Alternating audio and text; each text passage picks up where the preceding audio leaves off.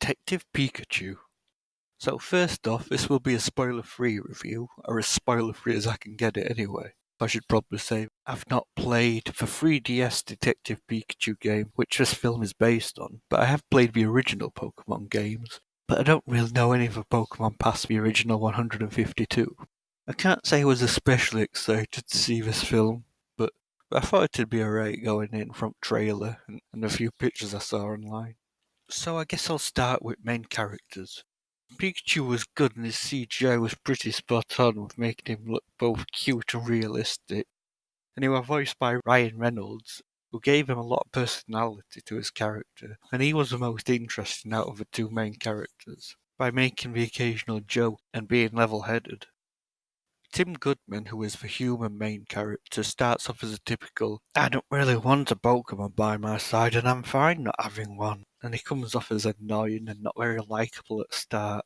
But it doesn't really take that long for him to get over it, and he becomes a decent character pretty fast. Lucy Stevens might also be considered a main character with her Pokemon partner Psyduck.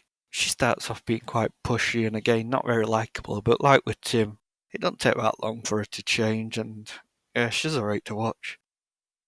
Story. I'll be vague since this is a spoiler-free review, but story was okay. It weren't that bad, but it didn't really do it that great either, and it didn't have that many cliches in it, just one or two. And I think the main problem it had was it had to balance realism and then adding Pokemon into the world.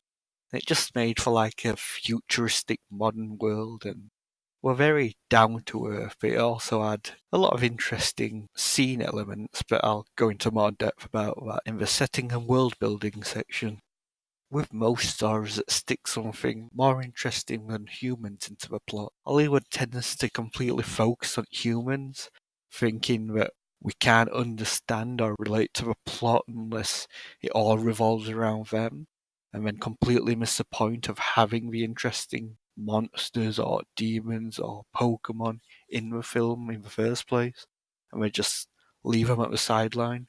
But I wouldn't say that happens in this film. I'd say it were like 35% Pokemon and rest it were focused on human.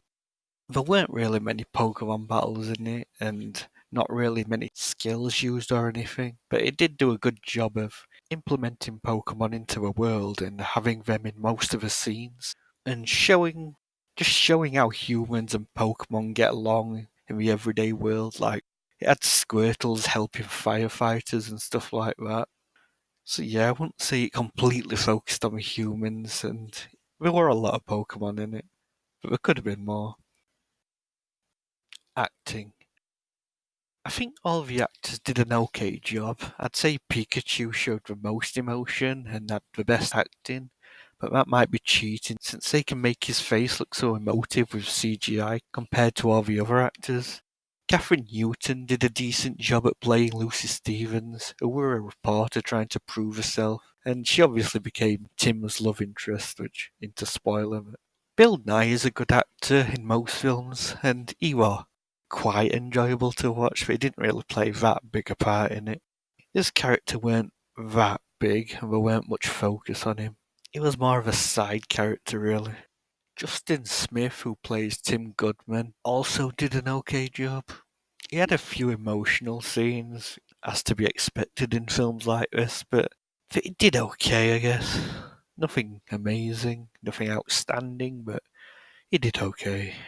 But yeah, as I said, the acting was okay. I just don't think we had much to work with, really. Like, all the characters were down to earth and didn't really have to show outlandish acting. And there was no overacting characters, and all the acting was pretty straight laced, with no quirky characters or anything to spice it up.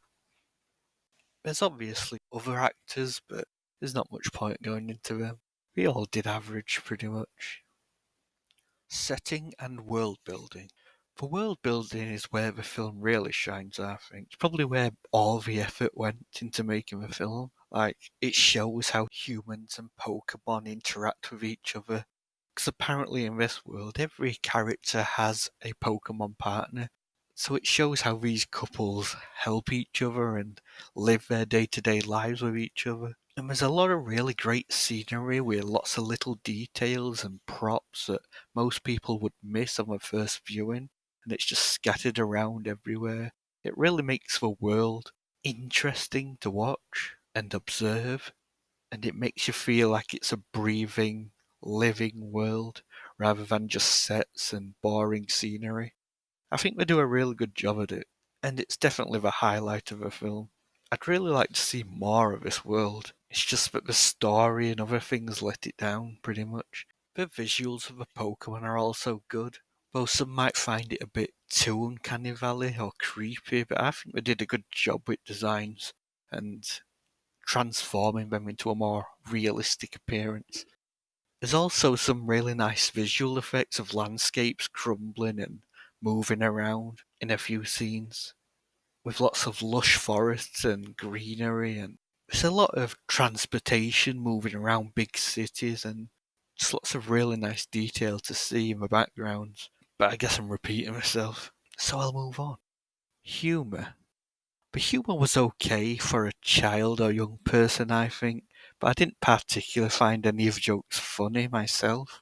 There was the odd one or two jokes aimed at a more mature audience that kids wouldn't understand, but I don't think we were like vulgar or explicit or that bad, really.